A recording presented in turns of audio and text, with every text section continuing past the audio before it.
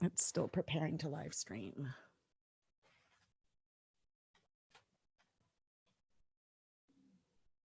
Okay.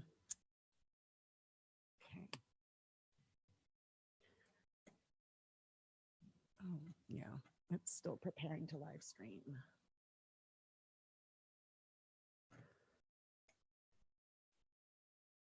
Okay.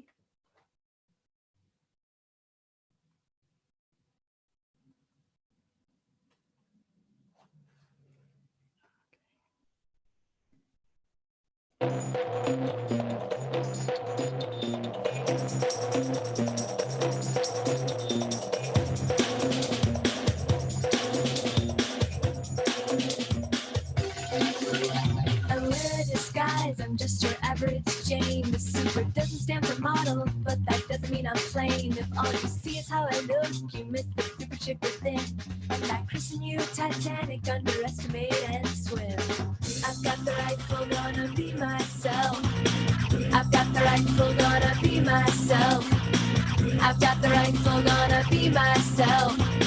I've got the rifle, gonna be myself. And I'll be everything that I wanna be. I am confidence in insecurity. I am a voice yet waiting to be heard. I'll shoot the shot bang that you hear around the world. And I'm a one girl revolution. I'm a one girl revolution. I'm a one girl revolution. Some people see the revolution, but most only see the girl. I can lose my hard-earned freedom if my fear defines my world. I declare my independence from the critics and their stones. I can find my revolution. I can learn to stand alone.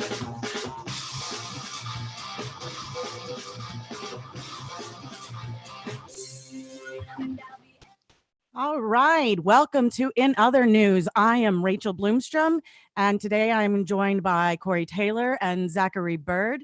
We will be discussing the cyber influence campaign for our main story tonight, presented by Cory Taylor. He is a social scientist communicator, and he has his degrees from West Virginia University and Marquette University. So we'll focus on the history, current relationships in regard to Ukraine, Russia, US politics, and how they've been influential in our internet, basically, in cyber world. So let me go ahead and introduce them. Cory Taylor, tell us about yourself. Hi, yeah, it is Marquette University, not Marquette. Sorry about that. It's really small on my screen. I don't know what I said. Okay, no worries. Go Eagles. Yeah, so I'm going to be presenting today on how the social influence campaigns have kind of come together with what's going on right now with Russia, the United States, and what's going on in Ukraine as well. And I do want to start by just saying that I'm going to be covering Russia today because it's the one that we have the most information on, and it's also the one that you're probably most likely to run into today as you're in social media. And this isn't to say that there aren't other countries doing doing foreign influence campaigns, and I'd really be surprised if the United States isn't doing them too in some ways, but they're not going to work like Russia's does quite as well. Theirs is very developed, and theirs is very kind of special to what's going on right now. So yeah, I'm going to be covering the history of their foreign influence campaigns, the methods that they use, and then I'm going to end with some remediation strategies that everybody can use when they're on social media so that you don't accidentally share or fall kind of victim to these campaigns as well. So it won't be all doom, which is good. I promise. It's always nice to land on a spot where we're feeling empowered, like we can do something about it. That's exactly what I'm hoping to, I really think this is kind of, as we enter this new Cold War or whatever we're in right now, this is a primer that I think everybody could use. Did it ever end? That's a really interesting question. And there are a lot of roots in the Cold War and before that too, that goes with this. So I'd be remiss if I didn't start with some definitions on this stuff for some of the terms you're going to be. And so for this, we're starting with Moy and Graydon from. Well, Well, let's Yeah. go ahead and let Okay. Zachary Sorry. Bird introduce himself real quick before we get right into it. Zachary Bird is my cousin, and we do have a podcast called Cousins Critiquing Content, and you can tell us a little bit more about that. Hi, I'm Zach Bird. Yeah, I'm her cousin, and yes, we do host a podcast together called Cousins Critiquing Content, where we dissect a piece of media, talk about plots, themes, character development, and whatnot. We've been covering Sailor Moon, and we hope to cover Handmaid's Tale in the future and other stories. And it's a pleasure to be here. I know you're super obsessed with Stormlight Archive, and I am. We're gonna do that next, but it just feels like Handmaid's Tale is so relevant. So, Yeah. So we're easing into that podcast. So, but I think we're in a good groove now, and be expecting more episodes. Plus, we have a really good. I'm excited about the analysis we did of Infinity versus Infinity from season 3 of the original and Crystal. I think that's a really good episode, and it'll be out soon. Yeah. Awesome. All right, Cory, are you ready to go ahead and teach us some things? I am. Yep, I am. As I said, I'm son of a philosophy professor. I'd be remiss if I didn't start with definitions, of course. So these are the operant ones we're going to use today from Moy and Creighton 2020 on that. There's also on the YouTube channel going to be a full list of the references today. So if you want to have any further reading and things, absolutely, please take a look. Most of them, I do believe, are open source. There might be some that are paywalled academic articles. So yeah, but there's secret ways to get around that. But we can't talk about that here because this is a nonprofit. But yes. They're not up there yet. I will be putting them on into the episode when I update the description. Wonderful. Okay, yeah. So we'll just start with. I mean, these are going to seem pretty no duh kind of definitions, but just to have them. So we have propaganda is true or false information spread to persuade an audience, but is often political in nature and is often connected to information produced by governments. In this case, it's almost entirely going to be information produced by governments. Disinformation is false information that is deliberately created or disseminated with the express purpose to cause harm. Producers of disinformation typically have political, financial, psychological, or social motivations. And we're going to see all of those motivations today. Misinformation is information that is false but is not intended to cause harm. For example, individuals who do not know a piece of information is false may spread it to social media in an attempt to be helpful. There's going to be a lot of that, sadly, too. And malinformation is genuine information that is shared to cause harm. This includes private retelling of information that is spread to harm a person or reputation. There's not going to be quite as much of that, but it is actually going to play a part too. So a troll. That was basically Amber Heard style, right? Yeah, I mean, it's the kind of thing you see a lot too in the whole trial about that. Who did more of that with whom and all that. But yeah. And so for trolling, we have a person who intentionally instigates online conflict or offends other users to distract and sow divisions by posting inflammatory or off-topic posts in an online community or social network. Their goal is to provoke others into an emotional response and derail discussions. And a bot is an automated social media account run by an algorithm rather than a real person.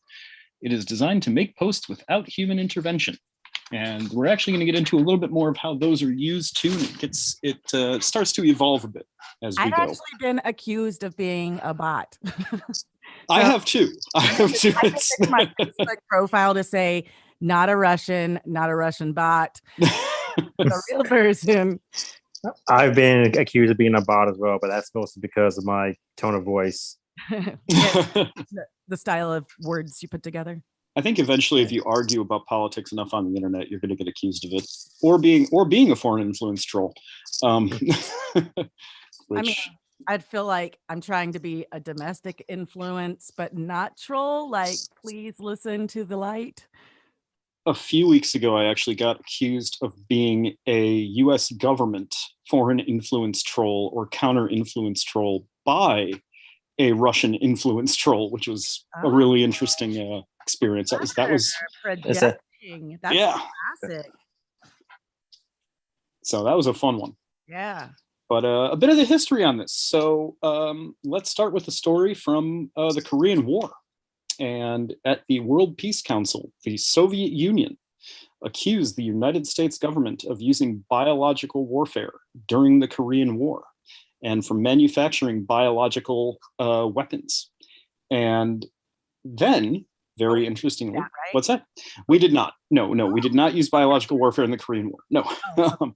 that was, we used chemical weapons a lot in Vietnam, especially. But then, interestingly, on March 8th of this year, there was quite an interesting story that was being spread by podcasters that had come from a Russian account that the United States and Ukraine had biological weapons programs in Ukraine, and it was insinuated that COVID came from there.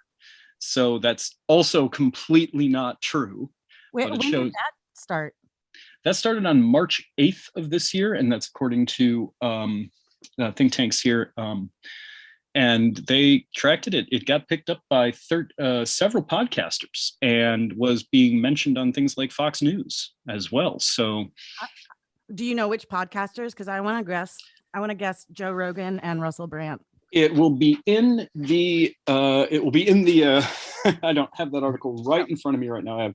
That's the one I don't have printed off. Amazingly, of all the other articles I don't have right in front of me, but that will be in the references list. Yeah, I guess I'm just like showing my opinions of those two people. I wouldn't be surprised personally, but so yeah, everything old is kind of new again with this, right? These are not new types of campaigns. These are very old, established types of communication being used through new means. And part of it too is, in the United States, and this is according to the RAND Corporation, which is a government-backed think tank here in the United States, that it doesn't even start with the Soviets, as a lot of the commenters would think. This is not some thing that the Bolsheviks thought up that was terrible and wrong and da-da-da-da-da. No, this goes back in Russian history to the times of the Tsar as well. And there's always been a element of control, especially over information in the media, and methods that were tried to use to influence that. But during the Cold War, when the Soviets found out that their influence through the communist parties of Western nations, which they did have, was incredibly ineffective and led to the massive US overreaction of, all the Red Scare issues with that. And they started to kind of move more into these social types of influence campaigns. And they tried it in places like Czechoslovakia and Hungary before they intervened militarily. And they also tried it in Yugoslavia against Tito, but it failed in each of the cases there. They were not able to sway the public opinion back to the Soviet way of thinking. And so they really didn't have a lot of effect with that. The better effect they actually had was using Cuba as a tool in Africa. And so a lot of the Russian kind of ideas and propaganda was being pushed by Cuban influence in Africa. And that was a way of, what's that? I was just listening to, I believe it was on NPR, where they were talking about several African countries, I believe South Sudan, Chad. They were trying to make a deal, or like begging Russia to increase wheat production both in Russia and now Ukraine. Yeah. So they were like, they didn't seem to really care where it came from, but because of the supply issues. So that's an interesting that's an interesting relationship that I think I need to hear more about, especially. Yeah, the point of using Cuba and Africa was for plausible deniability factors. That was really the big thing, is the Russians were very conscientious of how they would be perceived in the international community and in a lot of these things. And it's kind of interesting, who's in charge when and who cares more about that and this sort of thing, but a bit beyond the scope right now. And they tried their first actual conspiracy influence campaign in the United States that we know of and can trace back to them in the 1980s. And the campaign that they started with was by trying to convince the American people during the AIDS pandemic that AIDS was created in a government lab by the United States military. That one is still lingering. Yes. Yeah. Yes, it is. Yes, that is a Soviet That is a Soviet conspiracy theory, believe it or not. Oh. We were criminally negligent in how we handled it, of course, and that is on us. I mean, for sure. But we did not create the AIDS virus in a lab. That is absolutely not true. The other theory I heard was something to do with like monkeys. That's one I've heard, like having something fornication with monkeys. Yeah. Wow. I mean, not that I believed it. These are just right. These are just the things I've heard. No, I've heard that one too. But the interesting thing is the Soviet conspiracy theory. By 1992, 15% of the American people believed it, and so it was a very effective campaign. And they targeted. It's not particularly trustworthy. Exactly right, and it fed on those distrust issues that we were already having with the U.S. government, especially because of how poorly they were handling, you know, as I said, in my opinion, criminal mishandling of the pandemic. But the point that was made by the Soviets was that they targeted very vulnerable communities for these types of for this conspiracy theory. And they made the point, the major point was to stoke distrust in the US government by people who were already likely to distrust the US government. And it was very effective. It's interesting. It seems like a very long history of Russia really focusing on destabilizing the United States, which I guess is pretty much the only tactic you can use against the world's most powerful military. Well, I'm going to make the point too that the United States used a lot of these kind of psychological operations throughout the entire Cold War as well. Yeah. And these were not. This is not at all, again, unique to the Soviet Union and then Russia. But once Russia came from the Soviet Union, once the collapse of the Soviet Union had occurred, Russia found itself in an ideologically pretty difficult position, because they had held that the buffer zone that they had by the Warsaw Pact and within Russia itself by having the other Soviet republics was gone. And so you had the NATO expansion, you had these things going on with all the different ways in which the West was showing up at their doorstep, really. You know, that this is a very scary thing. And the Russians, according to the US intelligence and the RAND Corporation, they have varying spheres of influence they wish to have. They kind of have different firewall kind of levels. And it starts with places as close as Belarus and Ukraine. You know, the other former republics, Kazakhstan, Kyrgyzstan, Tajikistan, Turkmenistan, Uzbekistan. Yeah, and isn't Belarus currently kind of leaning towards siding with Russia? Yes. They're, Belarus and Russia are very close. So they probably wouldn't mind being absorbed back into Russia. They have already announced the creation of some sort of new union. What that actually means, we don't know yet, but they did have an announcement of that. Yeah, that's right. And basically, like, the president of their country would report to Putin, I believe is what happened. And there was a third country, there was another country involved in that as well. And there are other countries. Russia would like some of their other former parts of the Soviet Union to come back into that, for sure. Yeah. Absolutely, because they would really like to have this buffer zone kind of built back again. And so, you know, it goes through countries such as kind of one step out from that would be places like Georgia and Armenia, and then you have the countries like Estonia and Latvia and Lithuania, which, you know, are now Western allies, and so they see that one gone, and it ends with countries like the Czech Republic or Czechia and Slovakia, Poland, Romania, you know, a lot of these countries that are in NATO right now that used to be in the Warsaw Pact and used to be client states of the Soviet Union, that's missing to them now. And so they feel like the United States especially, but the West in general, is right at their doorstep right now. And they never ended.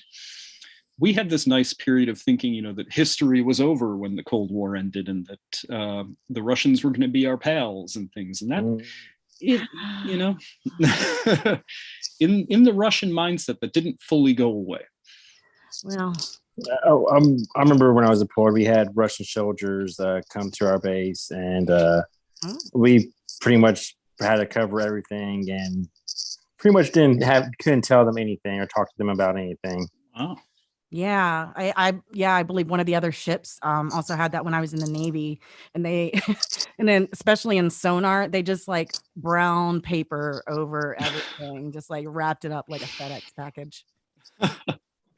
That's really interesting that it was that they had that instead of some sort of specialty piece of equipment. Or Yeah. This is for the privacy stuff, the privacy screens. So we just covered our laptops, covered the maps. They couldn't see anything. Yeah. And you didn't do that when China too. You didn't do that when we had other NATO countries or things come in? No, like we had the Australians on the base. They no cover up for them. It's just the Russians. There was still that distrust for them. So we kept everything secret squirrel. Wow. When they were around. Secret squirrel, huh? That is interesting. No, well, Russia's had a lot of economic problems too. Since the collapse of the Soviet Union, their economy's been up and down, and it's sometimes more up than down, but a lot of down. And in 2011, they had a lot of economic protests, and they also started seeing the effects of things like the Arab Spring. And so there became this increased insecurity again, and this idea that, well, maybe some of these tactics from the Arab Spring, these if you can capture the zeitgeist, you can do quite well with it. And in 2013, General Gerasimov, Valery Gerasimov, produced a paper and stated that the very rules of war have changed. The rule of non-military means of achieving political and strategic goals has grown, and in many cases, they have exceeded the power of weapons in their effectiveness. And this got read pretty widely, both in Russia and in the West. And so there was this idea of the Gerasimov doctrine, which was that we would use these soft control methods because they were even more effective than weapons. I mean, it's psychological warfare. I mean, well, sociological, like social psyche, the whole. Yeah. Of course, that would be effective. What's it? Hearts and mind stuff. As we like to say. But so this is like partially implemented, and part of the problem with this is that Russia has a very disparate and competitive intelligence system. It's kind of pre 9/11 in the United States, taken to a huge level where not only is there distrust between the different intelligence services, but there's active competition, because whoever gains the favor of whichever runs the best op is going to get the best promotions and things. And they don't often work together, but they all started thinking in this way to their own ends. And in 2013, there were a bunch of reports going on in what was then the independent media in Russia. It's sadly all gone now, about the Russian Internet Research Agency was hiring a lot of people, and they were offering these positions where you would work in an office and you would post online, or you would respond to posts. What year was this? This is 2013. Got it. And so in 2013, after I got out of the Navy, then I stopped knowing things about the military. By the way, if it wasn't clear, Zach was in the Army, which is why he was talking about on his base. But yeah, so this was being reported in the Russian press, and the first job that the Russian Internet Research Agency, which is usually called the IRA in a lot of literature, but if anybody's joining the show late or anything, I don't want to suggest that the Irish Republicans or that your investment accounts are coming after you for this. So I'm going to call them IRA. So we'll call them IRA from now on. Not to be confused with Ira Glass from NPR. Ah, geez, you can't win with it. And I was thinking Ira on, what was it, the spinoff from Cheers, Frasier? Oh yeah. I don't know. That's totally wrong. That's 100% wrong. The other thing they've been known as is Glavset, which we could go with that if you'd like to, but in literature it's always referred to as IRA or RU-IRA and so when you're reading through it, that's what that is. Are you Ira? I like that. I like that. But you had a normal workday and you had a boss that you would report to. It was an office job and you got a steady paycheck. And in Russia, that's not a bad gig. And so people were doing this sort of thing. And that it was internally focused at first. There was a foreign desk, but it wasn't as much of a concern yet. So the first thing that they did was came after the people who were reporting that it existed, of course, because the CIA denies the CIA's existence or something like that too, kind of thing, But it comes into that. I used to think the CIA was like really good growing up, and like as an adult, I'm like, the CIA is the biggest nightmare of the world. It's there's a lot of these people right now, especially too, in things like the GRU and the FRS as well. I always wonder about their competence, both personally, but that's my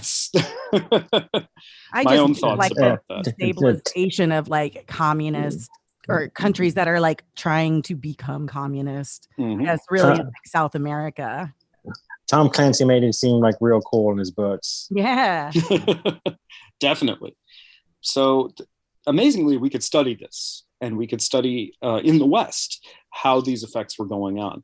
And the Finnish were quite interested in this initially too, because of course, the Finnish and the Russians, of course, have quite the history with each other. And what they discovered was that in the internal Russian influence campaigns, that there was a failure for the trolls to be able to dissuade talking about the economy at all.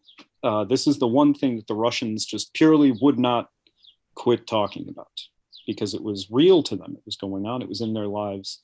And there was also a failure in pushing pro-Putin propaganda. It was kind of brushed off. It was a nothing, no one really cared.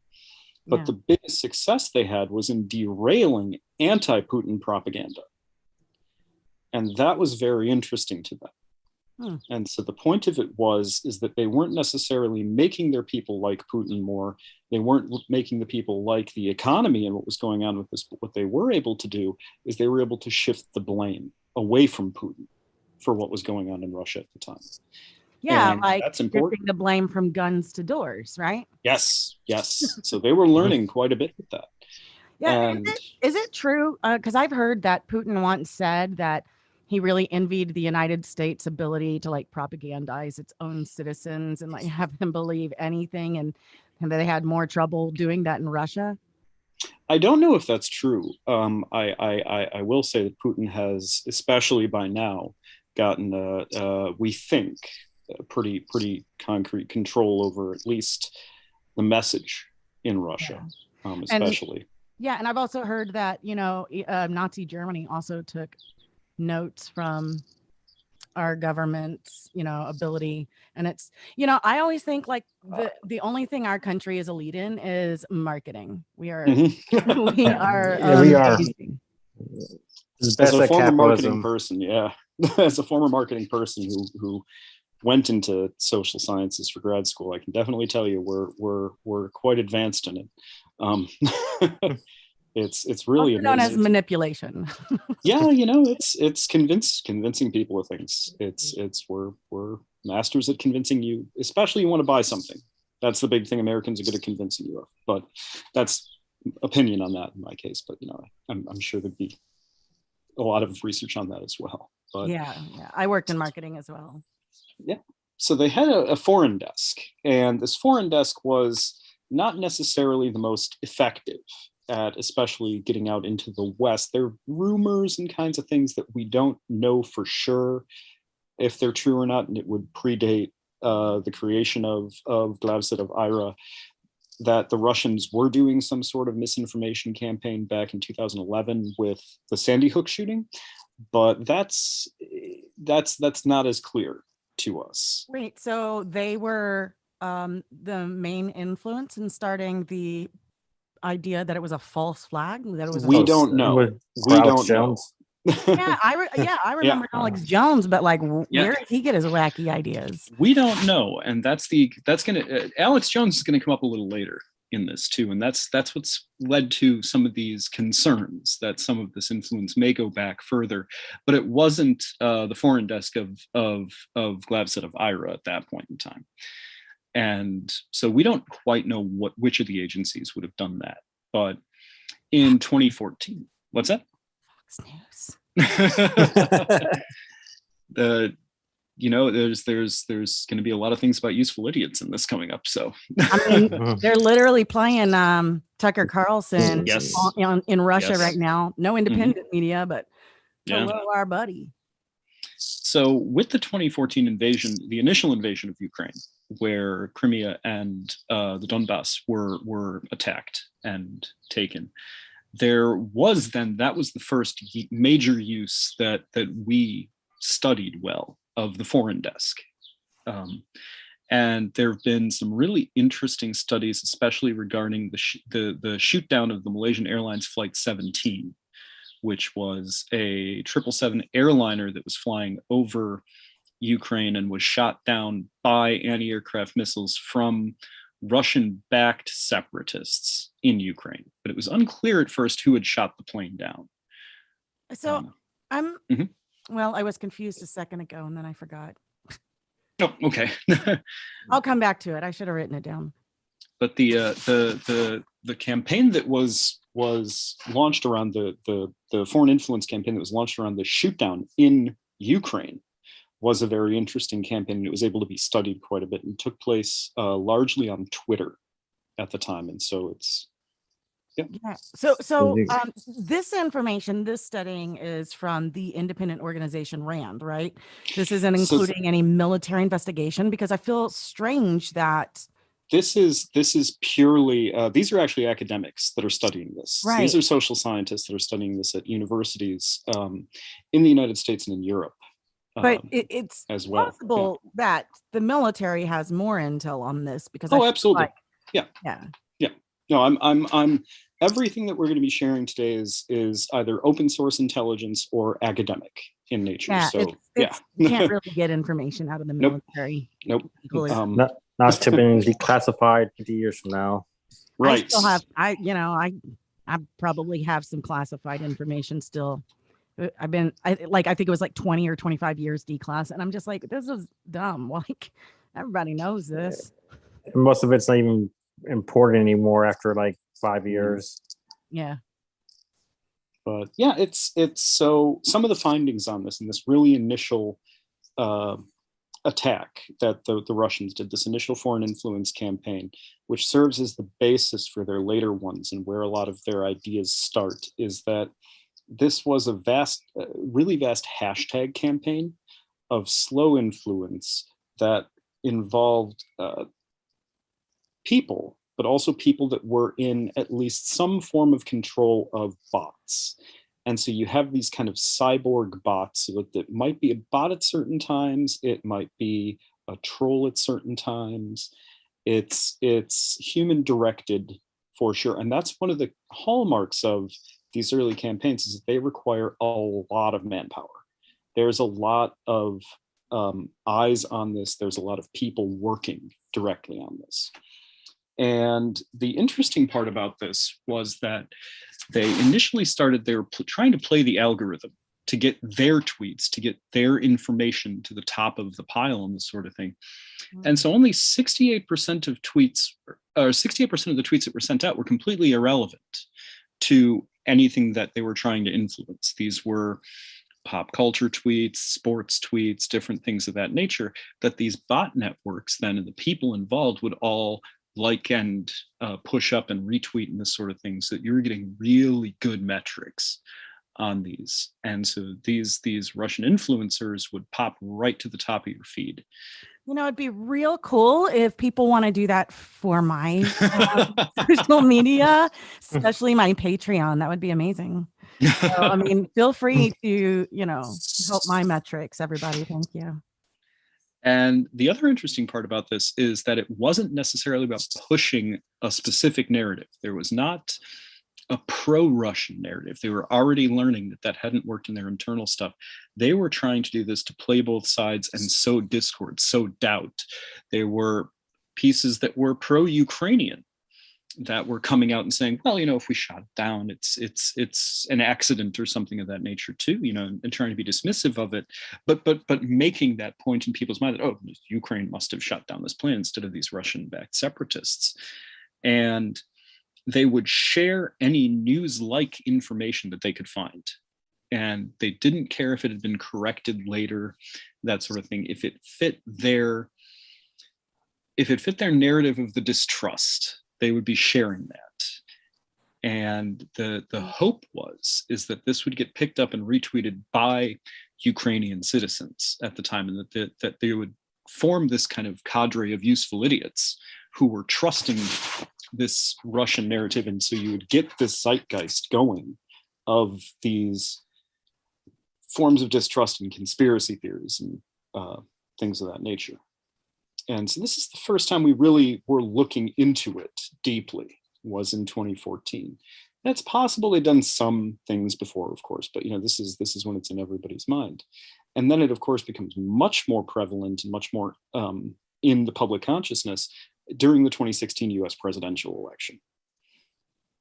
And yeah, Hillary told us all. Not that I'm a fan of that Pizzagate. Yeah, is Pizzagate, that's from Russian propaganda? We don't know. That isn't specifically. It's very hard to trace kind of the genesis of some of these individual conspiracy theories. The one we can for sure is that conspiracy regarding the AIDS virus, but and that probably does come out of that comes out of some declassified information that's been put into the academic circles and things. Yeah, but I imagine that the Hillary is unwell. Like saying she has I don't know. Remember they were doing all these tremors and stuff, and that's just something. I imagine that. It's a good tactic. I remember watching Doctor Who, and that's he got someone this far from the prime minister because oh, she doesn't look good, and then they kind of that spread, and they were out of power within months. Yeah, that's fiction. Interestingly, it didn't work when we tried it about Trump. Well, part of that is how it spreads too, and the mechanisms behind it. And the interesting part about it is that the Russians didn't initially start trying to focus on the election. They were already running a campaign that we know of in late 2015 regarding the Black Lives Matter movement in the United States, both for and against. And so the vast majority of their tweets early in 2016 are focused on the Black Lives Matter and issues like gun violence in the United States, whereas only 9% of the initial tweets at the beginning of the year were about the election at all, or had election-related content. And Russia didn't choose Trump necessarily because it's come out that Russia, as a tertiary focus to the campaign of anti-government distrust and division within the United States, it only came through that they kind of realized, well, maybe Trump's actually got a shot and we're going to start pushing him. Yeah. So, well, and then plus how the crowds were reacting to him, and suddenly, plus, we're doing a series on the manosphere here, which is the enemy is woman into the manosphere. And as we see, he starts also repeating or filtering some of that rhetoric, which I assume is another reason to influence that, to see that he's reaching these loud, single, angry, young white men. Yeah, but that wasn't the only demographic they were looking for. That's actually the Russians. Moderates, probably, right? Well, the Russians were looking at everybody, and the Russians were looking at ways to increase the political divisions in the United States, to further polarize the United States. Anything they could do to get Americans yelling at each other, to get Americans not working together and looking inward and distrusting each other, was positive to the Russian cause at this point. It's kind of hard to tell, though, because then you think we also have groups of people inside of the United States doing that on purpose, like the Washington evangelical movement from the family, manufacturing this abortion argument that they used to be pro-choice. I mean, did that start with handshakes? Or I just well, the point of it is a lot of the discord that already exists within the United States dovetails very well with what the Russians want. And so one of the big things that the Russians tried to do, especially during the 2016 election early on, was to find the things that were already divisive and then amplify them as much as possible. One of the big fights that they tried to push was during the Democratic primary. And they were pushing a lot of the hashtags, the Field to Burn, I'm with her, and Unite the Blue all together. They were playing all three sides of this against each other, just so that it would create more division, just so that you would get family members yelling at each other. So you would get people spending all day screaming at each other on the internet and just feeling miserable. those were great times.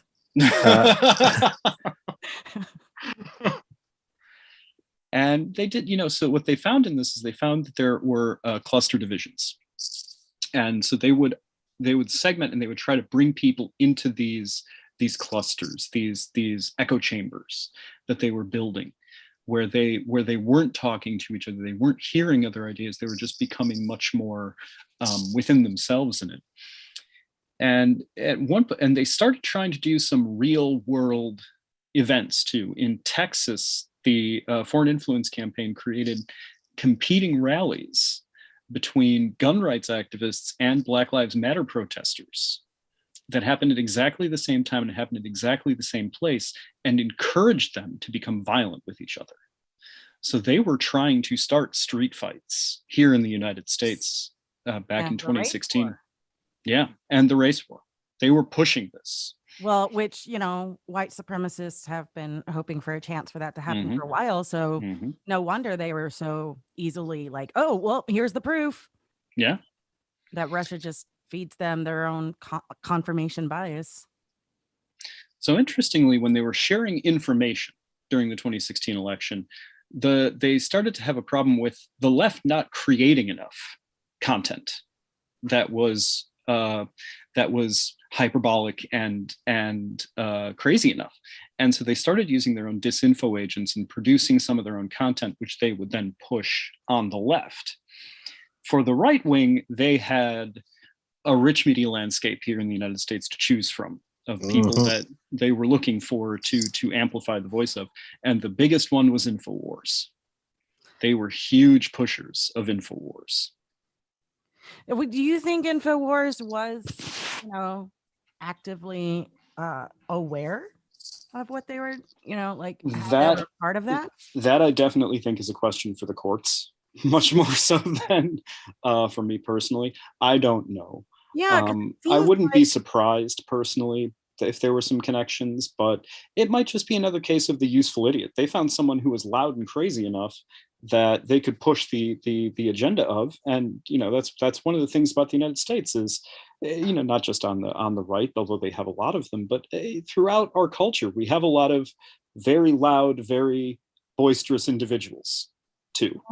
And it's could it be easier for them to find them? Could it be easier for them to manufacture them? I would tend more towards path of least resistance on that personally in how I would look at that. But I don't know if they've influenced him or anything like that either. Well, I just think there's also been an increase in the amount of people and politicians, especially who are shaking hands with Russia. And even there was that convention recently, and the guys in the audience were chanting Putin. Yeah. Putin, and that's a huge effect of these campaigns and how good these campaigns have gotten. That is ideal to the Russian government, and that is definitely what they want to see.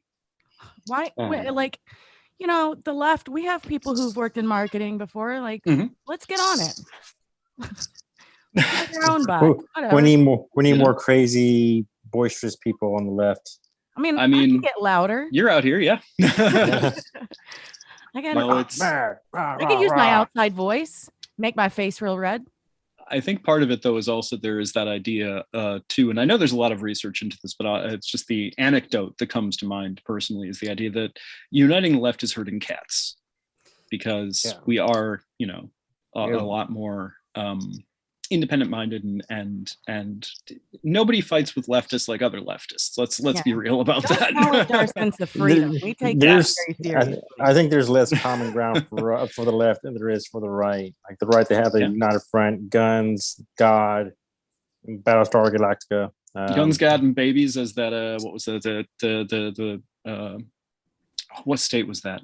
Where the candidate had the bus that just said Jesus, guns, and babies, or something. Jesus, guns, babies on it. Oh, there's also that Leonard Skinner song called "Gods and Guns," which is probably huge on the right.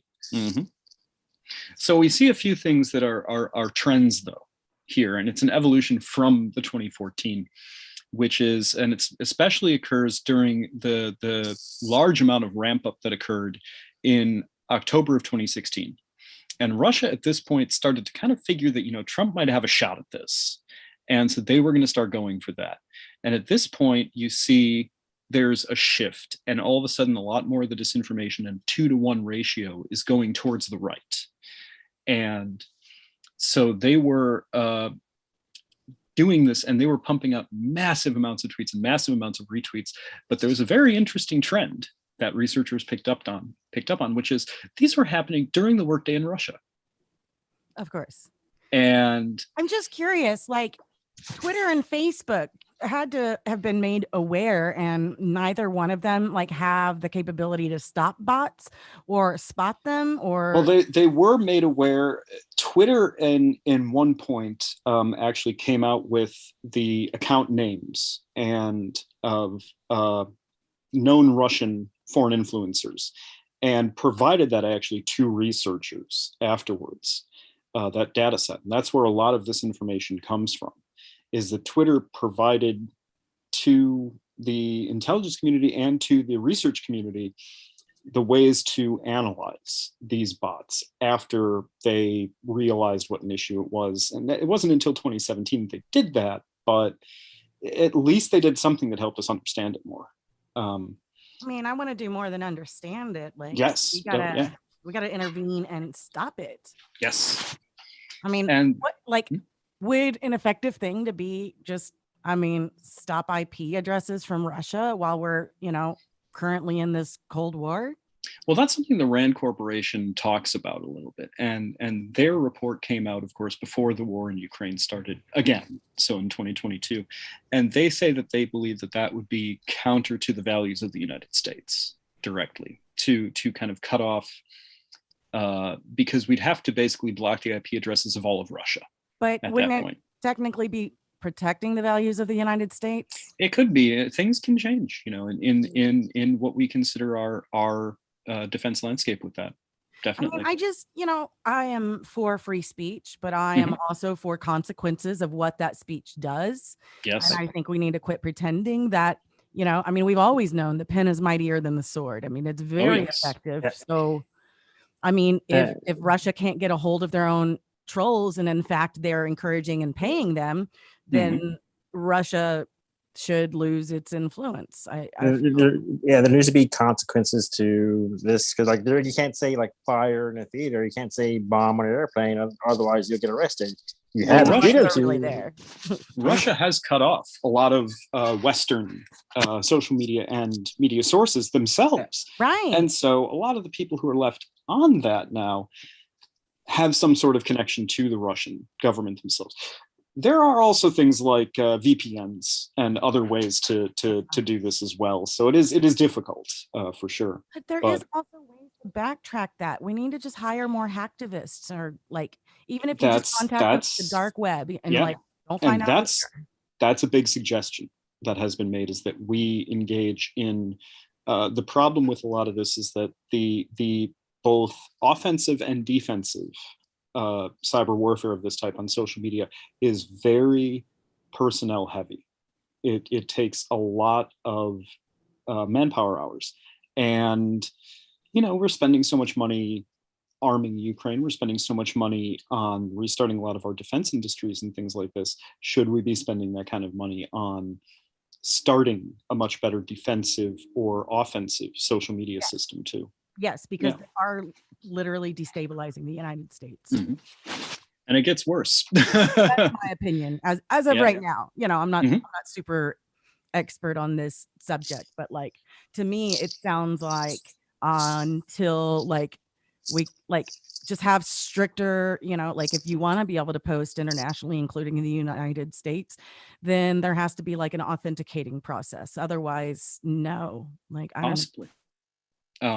So what we do also see then in the 2016 is that we see them start doing a lot better evasion techniques. They would do batch deletion of tweets, start with clean slate, rotate accounts. And what they would do here is they would use each other then and each other's botnets in ways that would elevate them in even better algorithm bombing techniques, because you no longer need to be doing so much other tweeting about sports and pop culture and things, because in the United States, political tweets and current events tweets are so already put to the forefront. And so we see that happen in the 2016. It fades off a little bit again until COVID. And so we see kind of the next evolution of the Russian trolling during the COVID pandemic. And this is when we see the rise of hyperbots. And what hyperbots are is they are ridiculously prolific retweeting bots. These things are machine guns or fire hoses for getting that disinformation out there. They're much more efficient than the old Russian bot networks were. And some of it can be really sneaky. I'm certain Yeah. I'm not innocent. I'm certain I've posted something, but like I also listen to people who I try to surround myself in social media with people who are also pretty savvy, and people have been like, Rachel. And I'm like, oh, okay. Let me go look at this a little better then. Well, I'm going to say we've all definitely been exposed to Russian misinformation, and we've probably not been aware of it at least some of the time, for sure. That's absolutely, we've all seen it, and there was probably something we might not have retweeted it, we might not have responded to it or something like that. But there's been a lot of it that's come into our heads. And I've been seeing, like, especially on Reddit, like a lot of used to be in leftist groups even, and even like longtime members sharing a lot of this current Russian propaganda, like talking about Ukraine and that somehow Ukraine is attacking its own citizens. Like, what? And that is Russian propaganda. That is definitely, yeah. It's to me, it's so clear. I'm like, what are you really believe this? Like, I thought you were a leftist. Well, the roles of the ways that some of this comes in starts with the pandemic, which is that we see this effort by the Russians to start moving people who are on the left but distrustful of medicine to then joining the right wingers who are distrustful of medicine. I mean, and it's, you can kind of understand them, like a little bit, because I mean, Johnson & Johnson literally been providing cancer and baby powder for years, and they know it. Yeah, and also also a history in the past with like the Tuskegee Airmen, and so it's not a hard thing to believe. Yeah, and what we're seeing with that is because of that, the Russians started creating their own clusters. Instead of finding the echo chambers and kind of closing them off, they started creating new echo chambers themselves here that would bring together people who might not have otherwise interacted with each other, but would interact with each other over COVID misinformation. And it reaches the point where for several people within these clusters, the Russian misinformation was all they were seeing. And that was it. That they had worked the algorithm so well that nothing real was even getting into their Twitter feeds anymore, unless it was, stuff from family and things like that. But there was, they weren't seeing real news. And these clusters they were creating were self-healing too. If something was taken out for misinformation or something of that nature, they would immediately be coming in with more of the hyperbots from a different angle. And they also at this point started to use automatic posting and have people at staggered hours. They started moving to 3 shifts instead of 1. And so what this did is this then got rid of that temporal signature that we saw that these misinformation people would be posting during the workday in Russia. It was now a 24/7 thing. And that becomes a much bigger thing. And the key message there, and this is a really interesting one, is there was a do anything but what will medically help you here. they would never push anything that was a positive, even as something as simple as, remember all the wash your hands, stuff from early in that. Yeah. I mean, like, but to be fair, in the military, I learned like a lot of people really don't wash your hands. Well, yeah. George Washington actually had this huge outbreak of whatever stomach thing comes from a cook who was taking a poo and then not washing his hands. Contaminated a bunch of food on a cue. Was that typhoid Mary too? Like she wasn't hygienic. Yeah, I think she also just had the typhoid and refused to not be away from people or something of that nature too. It was just these people want to.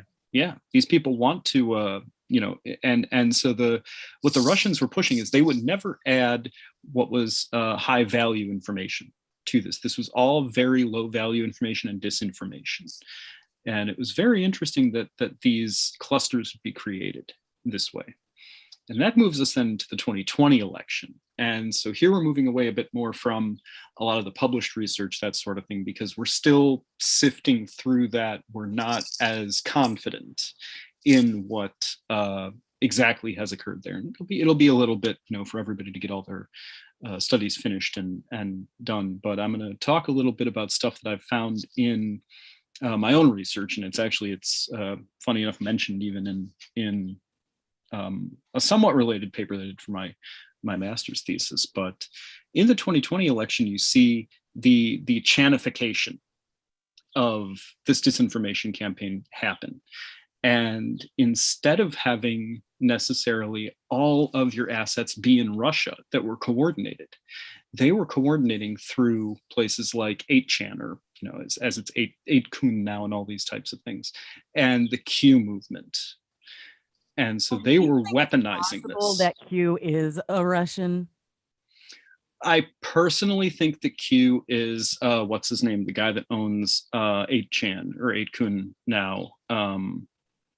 I personally think that was him that started it, and I'm open to American. A lot of people think that it's somebody who was close to Trump. I'd have to pull up all the stuff I know about the Q stuff at some point too, and come back on, and we could talk about the history of that as an entire episode if you like. But yeah. But by the way, Darren Marshall, who you've been on his show as well. I didn't realize he was commenting, but he said also he's been accused of being a bot, and that he's a great person on the left as well. So, and just real quick, anybody listening, Darren Marshall, he has his own show here at the same station. It's called News What News, and that's every Tuesday from 4 to 6 p.m. Just to let you know. Okay. Nice. No worries. I'll let his show know as well. So what we see with the Q stuff here and the Russian influence that was occurring in that is that there was central planning that was occurring on these Chan sites. There's flowcharts, there's information that they wish to get out in coordinated ways. And they're doing it in a way that's completely directed, but the people who are doing it are unpaid, of course. So this is taking several of the elements that these Russians had internally and then exporting it to sympathetic Americans who probably aren't necessarily aware that they're doing Russia's bidding here. And there were coordinated attacks on individual politicians. There was a lot that was going on. There are flow charts and things related to where you, as the volunteer in the Q army or whatever, would fit in, and you were given roles to do. That came out of Q? That came out of the Q boards, yeah. Do you have the citation for that in there? I'd love to take a look at that. I want to. Yeah, I actually, I'll add it to it. I'll actually add my thesis to the in the repository to the list at the bottom, and I can show it to you. Yeah, it's in one of the appendices. It was an odd quirk that I found during my thesis, but their role in the post-election is quite unclear necessarily. How much of that was Russia, how much of that was internal, how much of that was right-wing American, that sort of thing. How much of it was Trump himself? We don't, we're not, that's still being studied. And I am very curious to hear if the January 6th Commission is going to have anything to say about that. I can't wait to hear their, But it does fit the goals of Russia. What happened on January 6th is perfectly within what the kind of goals that Russia wants to enact in the United States. That probably succeeded beyond their dreams. How much clearer can you make trying to how that is destabilizing a nation? That's pretty much a declaration of war. And honestly, I feel like the right is doing everything they can to start a war, which is why they're going after so many human rights right now. And like, how far can they push it before we just like enough? It's one of the things that Alex Jones said in the past on his show, is that he believes we're in a cultural Cold War in the United States ourselves. And that is something that I've been hearing more in different places too now, not just from the right, but also people on the left are saying that as well, different influencers that I listen to. And so we get into kind of the future here.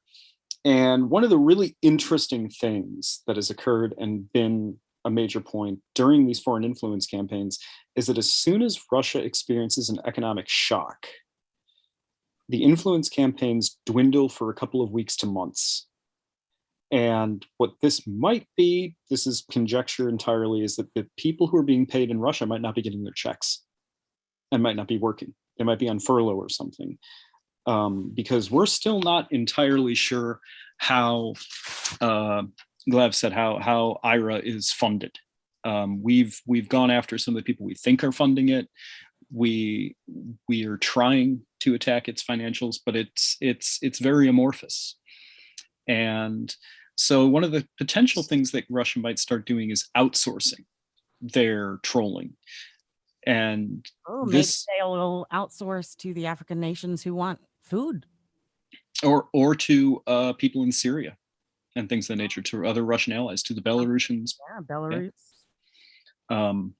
And there's also a potential need, though, with what is going on in the war and their massive issues that they are trying to suppress, which are troop losses. We'll talk a little bit about after we get through this.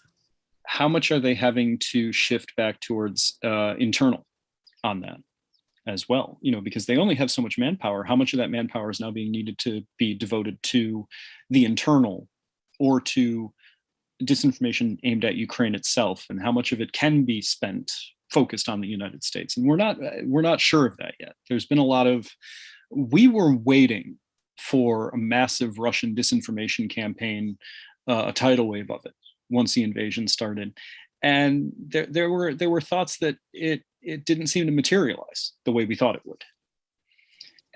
But one of the interesting things are the playing off of the Soviet nostalgia and the tankies, the Stalinists and Trotskyites and things of that nature. They're trying to pull them in now. I've seen a couple of Russian films. They were older, I think 90s or whatever. But like a lot of people were like, I miss the days where we were comrades, and like it felt like family at least. But they were like, but weren't you hungry then too? Like, yeah, but it was family. Hungry family. Hungry. The other thing is this is also, we're in an incredibly target-rich environment for disinformation right now, probably even more so than we were necessarily at any time, except for maybe the beginning of the pandemic, because we do have economic issues here in the United States. We have upcoming midterm elections. We have many issues of school shootings and mass shootings and violence. The news is not good right now in the United States. A lot of that is the result of these divisive campaigns. And it's hard to, it would be very, if someone could figure out a method by which to study that, I think that would be, and it'd be valid. That would be an award-winning, it would win an award-winning paper. That would make someone's career. You could do. I'm not quite that good yet. Well, the other question is, okay, so we know Russia's doing this. What are other near peer powers learning from Russia? What's China thinking of all this? I'm probably thinking this is awesome, but also that I'm never going to get paid. China loves make work programs for their people.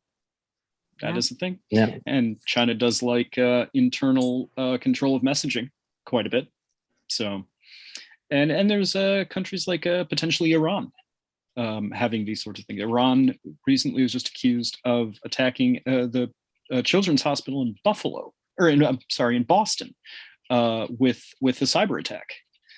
And What's that about? Because I have to look more into that. I saw the headline the other day and I read the initial article, but the government has accused Iran of a cyber attack on a children's hospital in Boston. Oh, yeah. So I have some information about some of these, we're talking about mass shootings, but a lot of people aren't talking about these targeted hospital shootings. The reason that those are the mass shootings in hospitals is because they're not just going after anyone. They're getting in there and going specifically after people, and they have targets. And it's been an increasing issue, especially in the last few years. But healthcare workers are scared. The workplace is hostile and frightening. And there's no safe place left in America. Schools, hospitals, theaters, malls, concerts. Nothing. It's terrorism, and like my living room's pretty cool. I will say, so this is also going to be the new normal. Now that we have these foreign influence campaigns, this is not going to go away fully. They are going to morph and evolve, and it is going to become something of an arms race in that too. That this is a new form of direct attack that the American people themselves are subjected to by foreign powers. Which leads me to my my weekly ask, and that is, I plan on doing increasingly better stories, this is a great story, but in-depth journalist stories that may potentially be putting me in danger. So if anybody would like to donate a really nice self-sustaining catamaran that I could live on, go 12 miles off the coast into international waters and broadcast, I would super appreciate it. I mean, I am a disabled veteran. I'm sure we could find a way to write it off on your taxes. If you feel like confiscating something from like a single Russian who's just living on his own catamaran, I'm super ready for that. So just keep me in mind, everybody. Thanks. Wonder if you could ask the EU for a grant for one of the boats they've seized. I wonder if they're auctioning them off. Yes, they are. I wish they can call it pirate radio, but that's already taken. Yeah. Well, then it can be in other news with pirates. You could ask Sealand. Are they still a thing? Sealand off the coast of Britain. I don't know. I mean, I still like in other news because I think it's very much what we're trying to do here. But we could do it in other news from the ocean, depending on which ocean I'm in, and all the ships at sea, as they used to say on the radio. Well, anyways, so what can we do about it though? So let's get into the what we the people can do regarding this stuff. And so I kind of break this down into how to deal with posts, how to deal with posters, how to deal with if you find yourself potentially and think you might be in one of these echo chambers, and then what you can advocate for as well. And so for the posts, the thing I would say personally with these posts and how to keep yourself from maybe falling for some of these things or retweeting them or resharing them on whatever platform you're on. Does the post make you feel something very deeply immediately? Is there this emotional immediate reaction? Because I think one of the big things is if you see a statement or if you see a news story that you have an immediate emotional reaction to, before sharing it, look into it is an important thing. For me, the immediate emotional reaction to those things is usually confusion. Like, what? Even then, even better. If something really confuses you, definitely look into it more, for sure. Is it something that calls for violent action?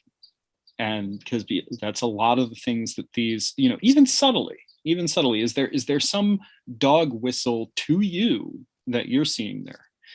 And then the other one would be does it call for going to an event that isn't necessarily sponsored by a known organization or someone you trust directly? Before you go to events and that sort of thing, please do look into who is hosting the event. Is the event going to be the kind of people you want to be around? And so for the posters, when we're looking at who are putting out these things, and this is especially a little bit more geared specifically to Facebook on these, would be, is the obvious sock an obvious sock? I mean, that's a really big, is this a person who has an absurd name, is not no picture of 2 pictures and 5 posts kind of thing. The other thing, something I started noticing a couple years ago, where people, they would have like a whole 20 posts per day, and it would go back scrolling through, and I couldn't get past like 5 or 6 days because there were so many posts, so you couldn't figure out how far back their history actually went. Yeah. And I'll say, my Facebook's pretty locked down. I like my privacy on Facebook. And so I don't necessarily, I'm not quite sure what somebody would think of me on there, but there are these definite people who have, just a picture of a flag or an icon of something. And then, the other thing to notice here is your Facebook, you had to start over. Yeah, I totally did. I actually pissed off the right wingers enough that I got my Facebook nuked, which was fun. Congratulations. Yeah. Oh my goodness. They follow me on TikTok just so they can report anything that might slightly be close to community guidelines. Oh, jeez. No, and then the other thing is too, when you're especially in things on social media, does the poster engage after posting?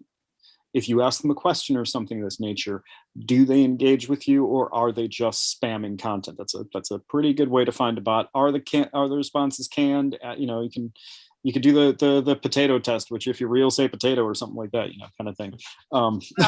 There's a really great tag group for that says, "OP, get back here so we can drag you." Yeah, yeah. One of my favorites. And do they always post during very odd times of the day? Because there are still those weird temporal elements to it. Or do they have long periods of inactivity? Because a lot of these bot accounts or these troll accounts do recycle. So they'll use one for a few weeks or months, let it die down, let all the attention on it go away, and then go to a different one, and these sort of things. And then when they're posting, is there a work day for us? Let's see. I think it's UTC minus. I think if it's 4 or 5. I'd have to look up on a world clock, but you can look up. Yes, where right now. Yeah. Yeah.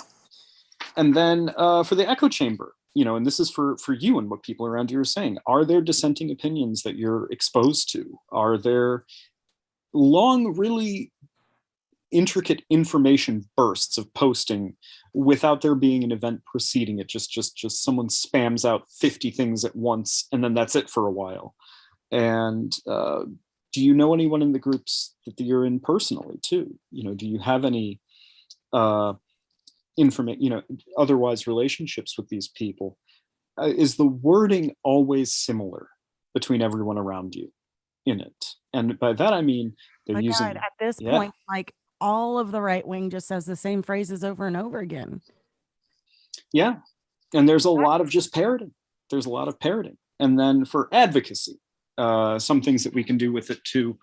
We and this is actually I was very, very happy to see the government think tanks advocating for media literacy training, and media literacy training starting at an early age in the American education system. I mean, it used to be there. Yeah.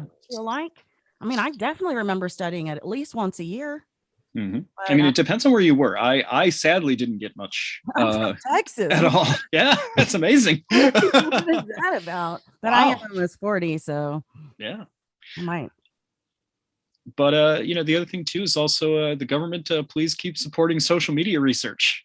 We need programs and we need people. There's not a lot of people studying this right now, which is not the best when there's such major threats to our country coming from it. And then the other thing, let's just outsource to anonymous. Can't we? It depends on what anonymous is doing. It's what is it? It's the not your army, but also at the same time, what are their preclusivities? What are their it was to allegiances and things? Wall Street and strip from them and just distribute it back to people's bank accounts all of a sudden. Yeah, that would be cool, right? I hope you're listening. And then the other thing that I'll just say is use your own agency too. if you have something to say it. Instead of resharing something that you that you think, says it absolutely perfectly or something, use your own voice. We all have great voices, and when you're putting out individual direct content, when you are sharing your own ideas, you are not sharing verbatim Russian misinformation. And that is a key thing to remember. You may be influenced by, all these things, but you're not specifically sharing Russian misinformation in your own. And I agree opinions. with the voices. Like, I have my master's in writing, and yeah, absolutely. People always tell me, like, I don't have any interesting stories. I don't have anything interesting to say. And that is literally never true. It's framing. So, find like which part of it is the important part of what you're trying to say. Mm-hmm. And honestly, writing is a lot of editing. So don't feel bad if you write something and you got to edit it 5 times. Like, that's not even a lot of editing in comparison with, professional authors. Like, that's okay. So whittle it down, do it however you got to do it. But I like that. Just put it back in your own words. Find your angle. And I'll say some of the takes I have on social media and that sort of thing. I'll sit on it for a day and really kind of think of, what's a good way to put this to. I really want to say this too is a big thing in all these things. So yeah. So all right. Well, that's the background. Let's questions and things if there are any. Yeah. Zach, what do you think? I don't have any questions right now. Yeah, I feel like we kind of contributed during without. Yeah, no, it's okay. Yeah, I really enjoy the conversation. That's really interesting. A lot of cool stuff because it's the future of the country, but interesting stuff.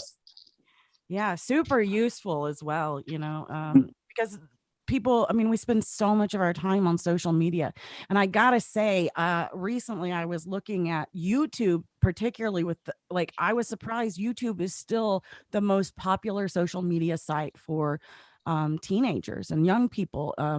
And internationally, 38% of all international traffic, internet traffic, is on YouTube.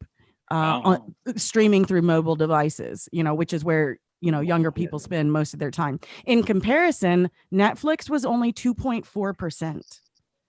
Is paywall. I wonder what their peak was for Netflix, if that was ever higher.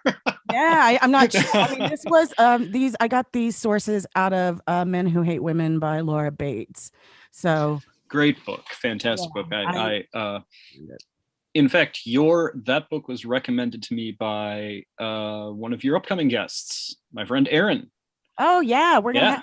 Is it Fontaine or Fountain? To pronounce his. I know him through. Yeah, Aaron Fontaine is what I thought. I just haven't checked with him. But he's pretty great. I've watched a little bit of his work so far, and I'm excited.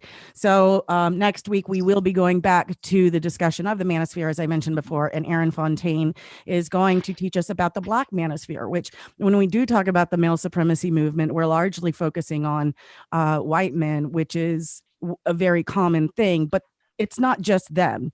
There's this blending of these groups now from the male supremacy movement and white supremacist, which is why I think sometimes the Black manosphere gets left behind. But, especially from Black women, I know they're like, this is the same rhetoric. Don't leave it out. It's super important. And then, watching the evangelical movement, they don't care what anybody has done. They'll shake hands with Gaddafi and cry and pray with him. They literally did that.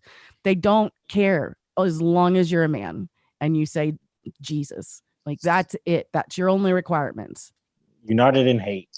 United in hate for women. They're not allowed in the meetings, whatever it is. So if you want to unite a bunch of people, you got to give them a scapegoat, which is a lot of them want to go after our vote next. I'm not even kidding, but I don't know if how long it's going to take to get that platform out there.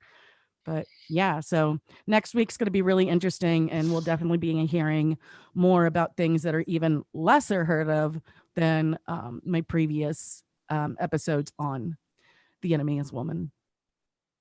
Wonderful. Yeah. No, he's a friend of mine. I've helped run a Facebook group with him for a couple of years now, actually. So definitely knows who he's talking about. He has a YouTube channel as well, where he goes through all of this directly, and I'll after we're done here, I'll post a link to it in the discussion too. Sure. And So, definitely, yeah. you know, next week we'll have all his stuff plugged. So if you don't notice in the doobly-doo because there's so many sources, definitely he'll be here next week, and his resources will be primary. Well, I got about 10 minutes, I think, before I got to get heading out. But so do we want to get to the news you had on Ukraine? Yeah. And talk about that. So so real quick, just kind of the short outline I have is the war has hit the 100-day mark. Putin is obviously trying to pretend like everything's fine. He even did like this public road construction meeting, like something super mundane. But what people don't know is Russia now occupies 20% of Ukraine. But the EU has given final approval over sanctions targeting Russia, oil, and Esberbank. I'm not sure how to say that. And the German economy minister says time is running out for Russia.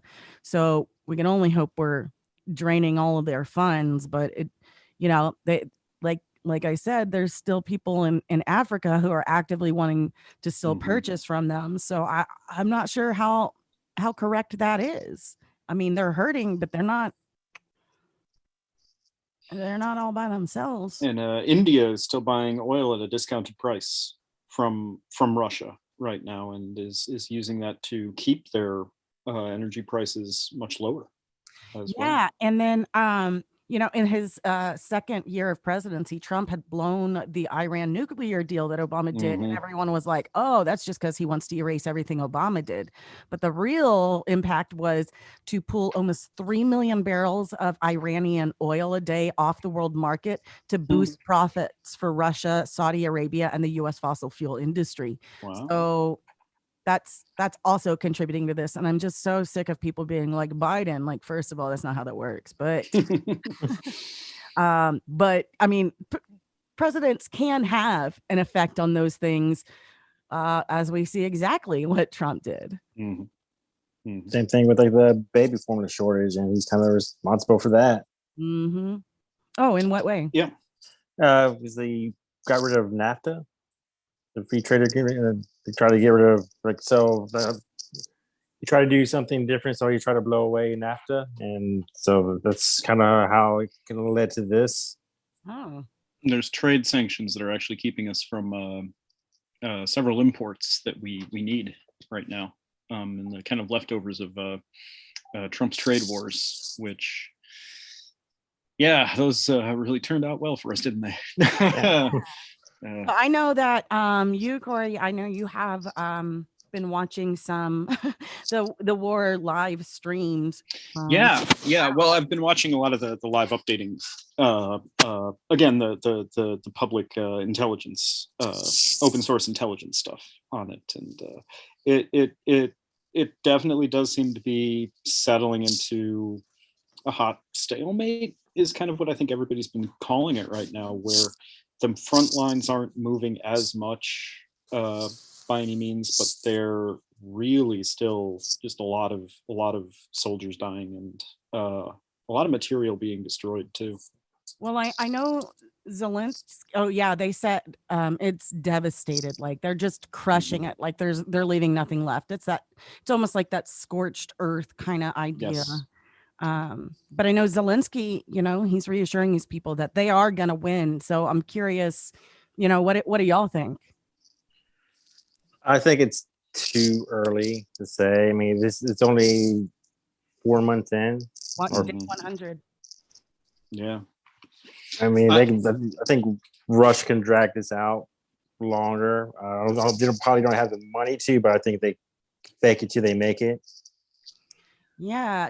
Speaking of money, it was so surprising to me, you know, after like, especially because I worked in sonar in a weapons department on destroyers. And, we were so convinced that they had these amazing ships. But, because it's such an atmosphere of, what is the word I'm looking for? Where everybody's like taking money off the top. And so by the time it gets down to corruption, the grift. Thank you. That's the word I'm Yeah. looking for. So I mean, like by the time they get to building these ships, like I don't know, maybe our intel saw the blueprints, but they didn't see the actual ships. Where instead of using, I don't know, steel, they used aluminum or something. Like I don't know, their hulls are made of foil. I don't know. Seems like it. And I know we watched the video of just how janky their ships. Oh yeah, I that mean, was goodness. something. And none of them Jeez. knew what they were doing. No. And, and then I've heard like all the way down to even the soldiers coming to Ukraine, like half of them didn't want to be there. So they're selling their tanks and gas and then just like walking to the police, like, I'm lost. I mean, they don't have any money or food even. It's the lack of I mean, that has been the big thing that has been really surprising here, is that the Russian military was as poorly trained and poorly equipped as it was. And I've heard that a big part of that is Putin spent so much money on these vanity weapons projects rather than the fundamentals.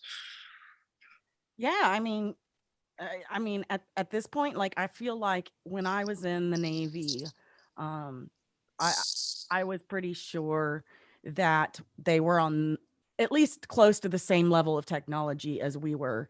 But now I think like maybe they have the intelligence to do it, but they just didn't do that when they put them.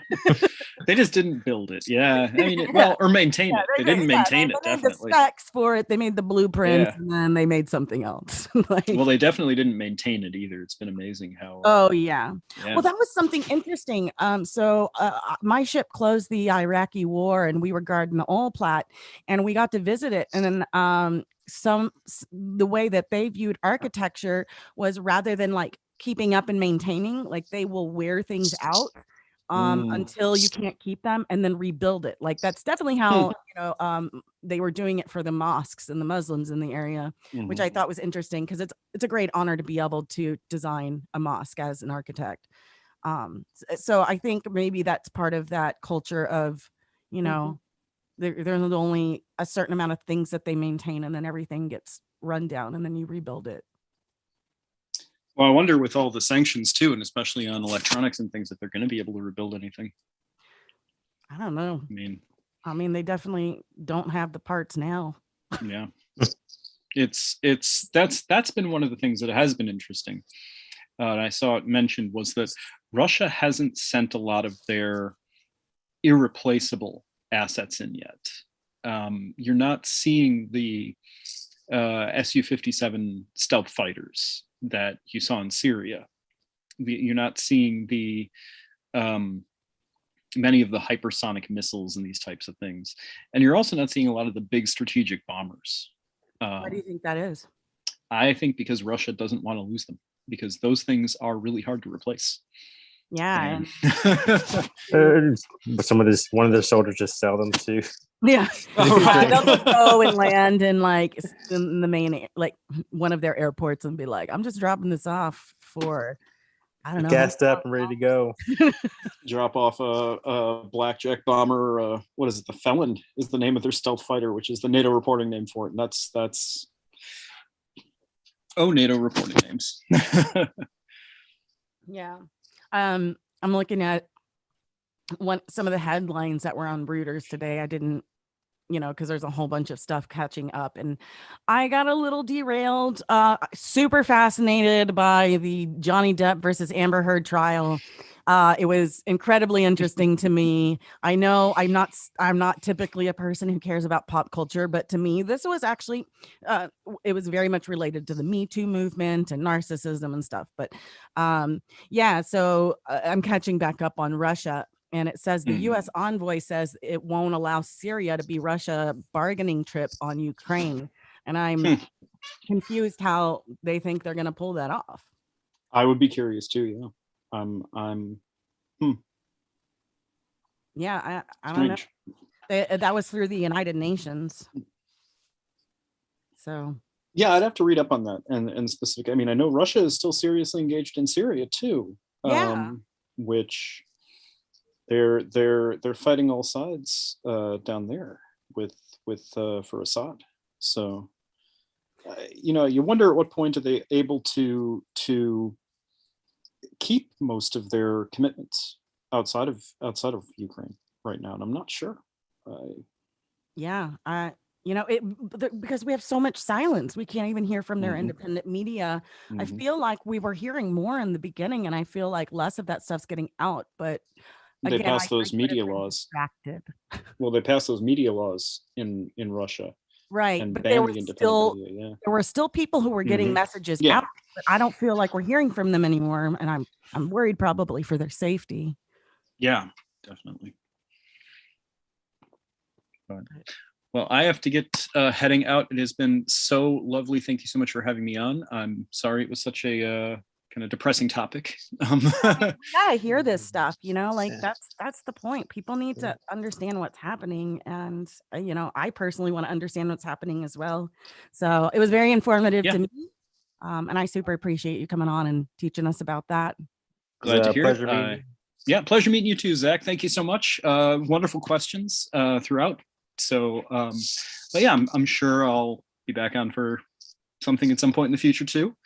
Certainly. So, So after Aaron's here, I'm going to be doing incels and PUA focus. So if you want to come back for that, I will be at a wedding that week, sadly. But yeah, way more boring. But yeah. I'm just kidding. All right. Well, anyways, I'm sure you'll be back. And have a good night and have a nice wedding. Fun. That's fair. Okay. Well, it's been lovely. Thank you so much, and talk to you again. All right. See you later. Bye. Bye. Oh, that was pretty dark. Maybe we should not go straight to mass shootings. Maybe not. Maybe do we have anything that's good to talk about that isn't dark? I think we can make fun of Elon Musk. I think Hard Drive did a very good job of that this week. He got ratioed by a Twitter page that has maybe a tenth of the audience that he does. Because he tried to steal one of their memes, didn't give them credit, and then he gave reasons why. Oh, it's a 6 out of 10 meme, and then they post. Yeah. Then they kept on ratioing him. I was like, then they kind of like, what does that mean? Ratio. It's when you get like more retweets and more when you get more likes than the original post. Oh. Yeah. So he's getting more likes than the original post. And they were talking about like he compared them to like a bad the worst SNL. Like, and they came back like, oh, you would know about the bad SNL because he was on it last year, and it was one of the worst performances in like recent memory. And they got ratioed hard about that. Then he kind of deleted his original post. I mean, that is kind of his business model, though, like taking credit for other people's work as if he did it. Yeah, like Tesla wasn't his originally. SpaceX, like he rides on the coattails, and people think he's brilliant for it. Yeah, just like Bill Gates. I mean, Bill Gates has done more since the beginning, but originally started, just taking somebody else's work and buying it up and, running them out. And it's such an American cliche right now. I feel like it started with Thomas Edison, and I really wish they. He said Steve Jobs is pretty similar. Like they don't create, they try to improve on what's already there. Sometimes they make it worse and say it's improvement. Like, I hate that, the business people are more rewarded than the actual inventors. Like, I think Steve Jobs, I'm trying to remember. Wachowski. Steve Wachowski, the one who did most of the programming and and then he got like $100,000 bonus, and then Bill Gates made Steve Jobs made like $1 billion on it or something. Is that? Something like that. I know he did that to at least one of his workers. And like he made it so that they couldn't sue him or whatever. But I mean, just by Mark Zuckerberg, the social network is about that whole incident, like him screwing over. I can't remember the guy's name because there's so many names in the world. But you know what I'm talking about. Yeah, those two guys. They got really screwed over. And not even just them. Even the guy he started Facebook with got screwed over. Yeah, a lot of people, and like I remember seeing with Eisenberg, right? Played it. Yeah, Jesse Eisenberg and Andrew Garfield played his business partner who got screwed over by him. Yeah, he was so good in that movie that I didn't like him for a while. He nailed Zuckerberg so well that he was. That's a great movie. Yeah, but it made up for it when I watched Double, and I don't know if anybody's seen that, but it's a doppelganger film, and it is amazing. Yes, and Zombieland was also really good. Yeah, but the other thing that Elon Musk, so there's two other things that he's done this week. One was he threatened his workers that if they all didn't come back to the office, then he would consider them resigned because he was like nobody wants to work anymore and everybody has to work a minimum of 40 hours a week inside the office. And the thing is, studies don't support that there's less productivity. In fact, without commuting, there's more productivity in most instances. The only instances where there might be a decrease in productivity is people whose kids are also stuck at home because they're, splitting time doing that. So but people are happier working from home. Yep. You can do the same thing at home that you can do in the office. You can collaborate just as well. There's less of that human factor. Like I miss being able to go to somebody and walk to the desk, talk to them for a few minutes, but you can do that in a different way. He wanted that. So at least 40 hours, that's a whole work week right there. You still work from home, but you got to be at least 40 hours in the office. Okay, so that whole work it week. Made it sound like he expects them to work more than 40 hours a week because he was like minimum, made sure to include minimum. And I'm like, how many hours a week do you work? How many hours a week do you spend in an office, Elon? He spends a lot of time he spends too much time on Twitter. I don't know. It's like a full-time job for him. I can't say. I was gonna say posting. I was gonna use the other word that it's used a lot, but he spends a lot of time posting stupid memes and probably all stolen. Probably. And then the thing about worried about the economy. So now he thinks he's got to reduce his employees by at least 10%. And no new hiring. So doing the hiring freeze. Other companies who are building electric cars like Ford have been growing exponentially, and there has been more parts made for the electronics of these cars. So what are you talking about? Well, it's just, this is a lot of negative press coming out about Tesla. They're substandard craftsmanship. They're catching fire. I've heard someone I've seen video of someone and stuck on their Tesla that caught on fire and they couldn't get out. And they had the Shanghai factory health crisis lockdowns, and that was costly outages because they had trouble restarting production. Yeah, I was like, it was in the manual on how to escape. I'm not looking through a manual when the car's on fire. So he had to look up a YouTube video on how to escape his own car when it was on fire. Wow. Yeah. Wow. That's crazy. How come he couldn't get out of his car? Would it just lock him in when the car was on fire? Yeah. Oh my God. What program is that? Oh my God. Yeah. And the whole did write one of them. Yeah. And their whole autopilot system has been a huge failure. So Teslas aren't.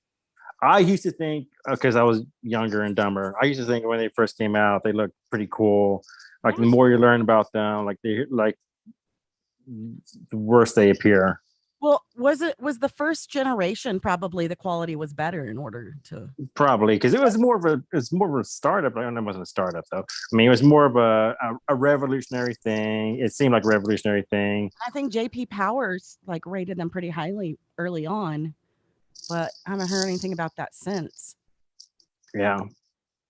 Um One of the okay, so do we have anything else to make fun of Elon Musk? Because otherwise, I actually have one piece of like good news.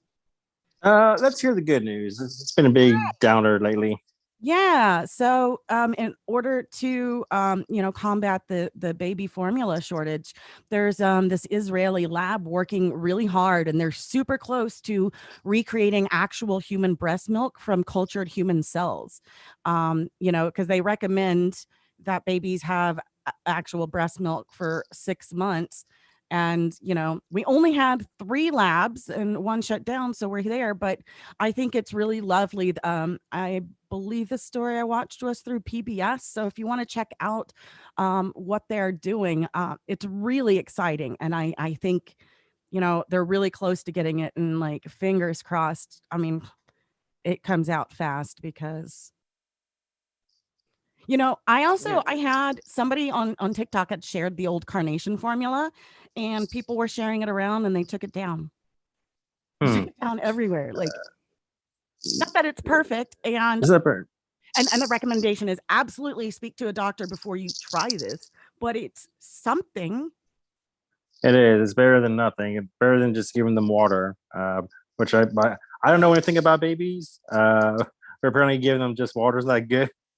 No. Well, and the Yeah. reason breast milk is so good is because like your body creates, like, there's also these like natural immunity things that are fighting. There's Yeah. a whole bunch of like really good nutrients that and the body responds to what the baby needs somehow. It's really crazy. Uh, Babies and moms are like super powered, weird, crazy things their bodies do to like help each other. It's that symbiotic relationship. Yeah. Which is, shortly after they were a parasitic relationship. So not a person, by the way. It evolves. It goes from parasitic relationship to a symbiotic to just a relationship. To independent. Yeah. Yeah. Yeah. Life cycle's so interesting. But I think that's well, and then the other like not so bad news we have is the Johnny Depp versus Amber Heard trial, which thank goodness Johnny Depp won. But it was just like she lied so many times on the stand and completely perjured herself, especially when you look at the original deposition or the original court case or mediation or whatever they did, which I mean, she's like smirking and chewing food through the whole thing, like, ha ha ha, I'm gonna just take this because it's the middle of the Me Too movement. So nobody's gonna believe him, which is literally something she was caught on audio saying, like, oh, really, Johnny, you're gonna tell the world that you're abused? No one will believe you. A man is abused. Like, but she didn't even write her own op-ed piece. And then she said it on the stand, and that's why I wrote my op-ed. And like you could see her slowing down in the middle of the sentence and like getting wide-eyed, like, oh no. Apparently, I'm sure they're going to try to appeal that case. Yeah, I think they've already announced that.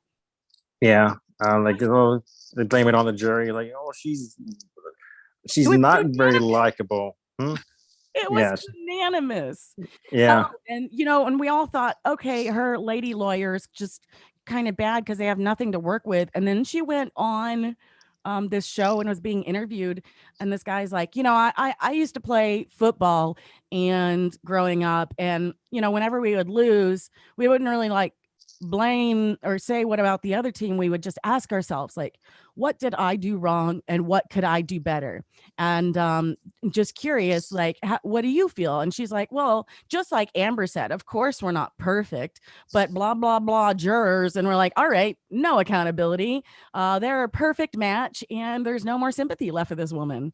Like, just I just can't believe, Oh, and there's the rumor that Elon Musk might have hired them for her, because she, apparently had an affair, allegedly. Allegedly. Yeah. We don't want to get that. You don't want to say that for sure. Get that defamation. Yeah. God, I wish I had this quote that Johnny Depp, he had sent this text message. He was mad, like it was just ragging on her, and he would say mollusk, and we're like pretty sure that mollusk is code for Musk, but it's not going to be verified. And it was, Johnny Depp did say some terrible things about her, but one of the things I was learning from experts is, when you have relationships like this, there is an instigator abusive. There's reactive abuse, which he had verbal, but it's nowhere near the same level as the original abuser and the original gaslighter. Yeah, I say it's good news, but also bad because it also makes it harder for victims and harder for women in general. Because everyone's going to be compared to Amber Heard now. Yeah, they didn't have an example, but look, the outcome is she lost. Yeah. She tried it and she lost. So even a woman with a lot of money and influence and rich friends, even she didn't get away with it. So meanwhile, incels and MGTOW are like, see, women do lie about it, but like, not really. And the one instance you have now was proved lying. So yeah, I think the biggest story is how this case turned into such a circus and on social media. It became people live streaming it, memes, the meme culture out of it. It was incredibly interesting. It was interesting, but it was also kind of drama. It was a real life drama unfolding right in front of, and I don't even like those kind of shows, but it was so fascinating. It became kind of a circus. Absolutely. And the judge, people are like, I like her. Meanwhile, she's trying to force the guy who's trying to explain, so the pictures Amber Heard used, what they did was they took screenshots of the picture so there would be no metadata. And they were trying to say you can't prove that these were altered, right? And he's like, well, technically they are altered. And he's like, well, you can't prove that. And he goes, well, when you take a screenshot of a picture, it's altering it. And he's like, you have to say yes or no. And judge, make him say yes or no. And she's like, you have to say yes or no. And he goes, I can't say yes or no because it's not that kind of answer.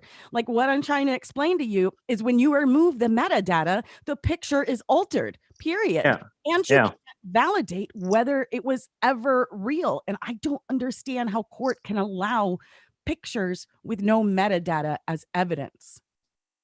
Yeah, that's true. I more about the case. I didn't follow as close as you did, but once you take a screenshot, if you take a screenshot of a photo, it's not the same thing as the photo, right? So some things aren't yes or no answers. Yeah, they tried to do that to a few of their witnesses because I liked the TMZ guy. I think it was him. He's like, I understand you're trying to drive the narrative, but. Or no, that was one of the psychiatrists. I don't know. It was so I'm a little embarrassed by how interesting I found it, but I did. So, what was your favorite meme that you've seen about it? I don't have a favorite meme. I've tried to stay mostly out of it. It's just mostly just kind of just dragging her through the dirt, and it's had it coming. She did. Cathartic for a lot of people who were abused and have never had results. Yeah, I think her career is going to suffer because of this. I don't know any movie she's been in besides Aquaman. And Rum Diaries. She's in Rum Diaries. Yeah. She has actually been removed from Aquaman, and the rumor is Emilia Clarke is gonna. Yeah, she has a very small role in Aquaman too. Her role was because she didn't have any chemistry with Jason Momoa in this series, in the movie, which I can see that. I didn't really buy them. Yeah. Well, I I didn't like that movie that much anyway. It was an alright movie. Yeah, yeah. I didn't like it that much either. And I think a lot of it was because she was such a dislikable character, because I think she's just a dislikable person. Yeah. And she needed to act for her life on the stand, and like cried like Kyle Rittenhouse, tearless. Yep. I mean, the character in the comics is pretty cool. Like her portrayal of it was just kind of forgettable. Yeah. Yeah. I like they tried to get Emilia Clarke to replace her originally anyways. Fans were like, we love them together and they love each other, and like it's such a cute friendship. Yeah, or some maybe more, who knows? But because there was kind of rumors going around about him and her few right at the beginning of the year, but I think that's been cleared up or Yeah. been squashed. Yeah, I mean, he clearly loves his wife, so. Yeah. Well, they almost separated because of that. Oh, is that the reason? Yeah, I think because that was I think that was the main reason, was because of some of the photos they took. Oh. Because they seemed really close in some of those photos. Yeah. Wow. Interesting. But I think they were trying to work things through now. Yeah. Well, and like there were tons of photos of him just kind of looking like a wreck, and then other people were like, that's how he always looks. He always looks unkempt. Yeah, that's his whole appeal. Yeah. Well, there's more appeal to him. Like, Yeah. He's just kind of he's got that smoldering look. Yeah, well, and also like a primal kind of, like part of nature, very much a part of nature kind of guy. Yeah. Axe throwing and beer drinking. Yeah. He's kind of like the same appeal like that dude off who cuts logs on TikTok. Like, yeah, he's got that same appeal. Yeah, something like that. I haven't seen that guy, but yeah, like the lumberjack appeal. Well, I have actually. There are a couple I have seen. Yeah, I'm sure you've seen this guy. I think it was the one who did the dress one. He also did it in a dress once. Maybe I think his name was Bradley Thor.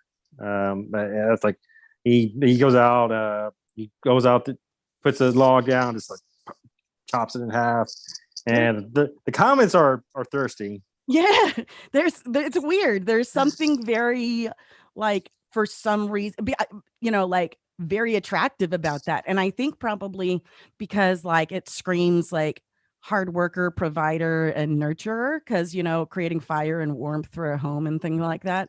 It's my best guess. Yeah. Also muscles. Things being split, cool. Like, because he also did something. He split a log. He did the Captain America thing. Like, he split the log with his hands and pulled it apart. Dope. Yeah, that does sound cool. Yeah. So everything else I have is, I mean, I can just go through a list and we'll try to get to a lot of it next week. But of course, we know about. There's been 20 incidences of mass shootings since May 24th, the Uvalde shooting, which is, the facts are changing fast. And there's going to be, I hope all of those police get fired. Yeah. I remember they were trying to blame it on the teacher, even though now it comes out that the teacher did close the door. Yeah. And then they were like, but it didn't lock for whatever reason. But yeah, it is big time problematic. I mean, we had a mother go and save 22 students unarmed, like, and there's 19 of them in full SWAT gears, like, oh. They're scared for their lives. Like, yeah, they're basically just waiting for him to run out of ammo or kill himself. That's what it seems like. Yeah, it's been a real crap show, and especially Abbott's response, and I've got on record how much I hate Ted Cruz and how slimy and evil he is. Like, I do not like Ted Cruz. Okay. And just to like brush over some other stuff real quick. So there's this giant Southern Baptist church cover up of sexual abuse, and the list has finally been released. It's a 200-page list with hundreds of victims going from 2000 to 2020. And there's, but interesting, the church from 2000 to 2006 went from 14 million people to 2.6. So there was a huge exodus in the early 2000s, but these senior leaders maintained and protected and supported the abusers. And it's pretty awful. It's not surprising about Yeah. church covering up sex crimes. No, I know. North Korea, it's finally their automatic term to be at the helm of the world disarmament body. Which is, everybody's pretty upset about that because they're actively testing nukes constantly. Yeah, I've heard them saying like some of the countries are sending like their lowest level diplomats because they don't expect much to happen with this talks with them. Yeah, that's exactly. There is this SCOTUS ruling, which I've been wanting to talk about for a minute, and I don't know why it's been so quiet on mainstream media. Maybe it hasn't. I don't know. I don't really watch a lot of it, but they made a ruling that if you have been convicted of a crime, you can even be on death row. If and like they provide you with really cruddy attorneys, and if you lose because your attorney was bad, you can no longer appeal it. You can stay on death row because you can't appeal it. It's completely draconian and it's horrifying, and it passed 6-3. But we'll get into more details about that. There's nothing good to say about it. And I do want to mention a local man. His name was Joseph Cromelis. He was 75 years old. He was kind of like a local legend. I'm sure listeners know him. He's the walking man and people would take pictures of him. Well, he was murdered by being set on fire by an evil 27-year-old named Joseph Gordia. And he did not survive. It's really sad. And if you don't mind, if we could just take a few seconds to like honor him, as wonderful Chicago man that everybody loved. Okay.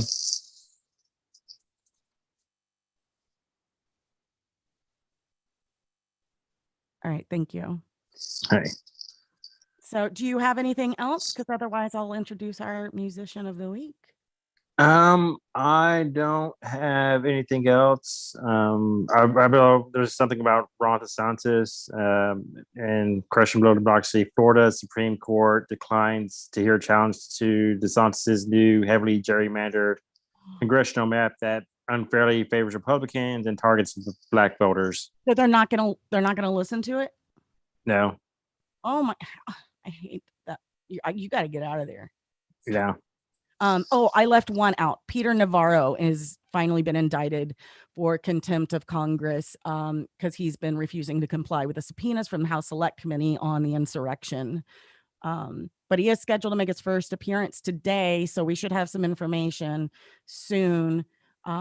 And they believe he worked with former White House chief strategist Steve Bannon and others to craft a plan to change the outcome of the 2020. He even wrote in his book, he described the plan as Green Bay sweep and wrote it was, quote, the last best chance to snatch a stolen election from the Democrats' jaws of deceit.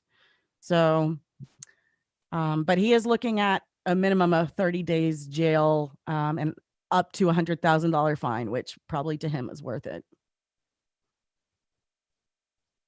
All right. Besides that, I don't have anything else. Okay. Well, we will be having another episode of Cousins Critiquing Content coming out soon. Check out our YouTube channel. I really like our logo, and it was done by Braxton Lindsay. He's a great graphic designer, and we can get you in touch with him if you like that. And yeah. We're getting close to done with the Sailor Moon series, which wasn't it like the 30-year anniversary recently? Yes, because it came out in 1992 is when it started, or the anime started. Yeah. So we're the 30th anniversary year. Yeah, make us feel old. Yeah. So this week, local musician Leah Shoshana, she's a singer-songwriter, a carrier of Jewish song, an indie rock band leader, and teaching artist.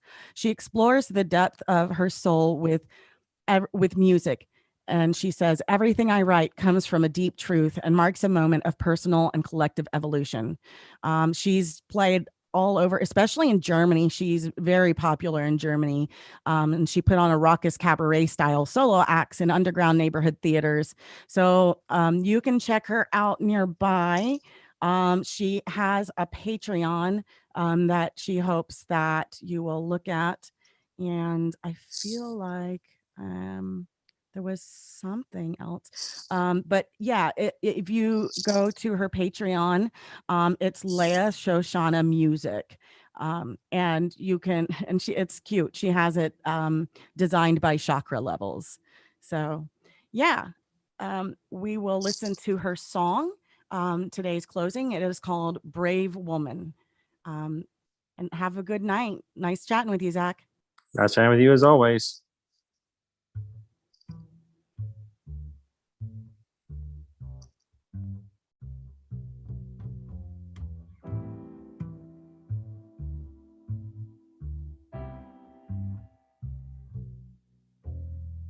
Cause you're a brave woman, you're a strong woman, you're a tough woman, never give up woman. Cause you're brave, because you're strong, that's why life's pressing down, that's why life's pressing down on you.